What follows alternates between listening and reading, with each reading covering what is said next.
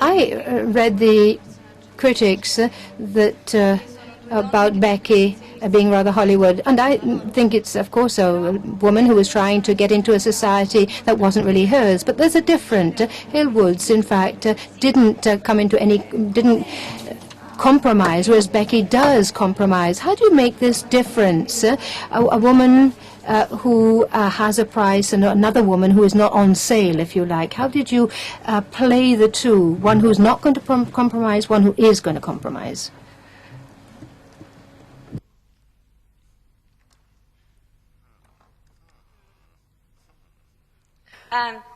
These are good questions.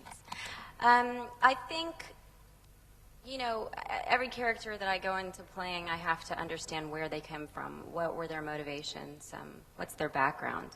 And for me, a lot of what motivated Becky in this movie was sort of early setup of her character. I mean, the way we sort of presented her as a young girl who was very strong in her ideas about her father's work and her mother's image, and who we see again scrubbing floors, you know, who's willing to do anything to sort of get her piece of life that she feels like she deserves. So I feel like, I don't know, it's hard for me to compare two roles that feel so different to me.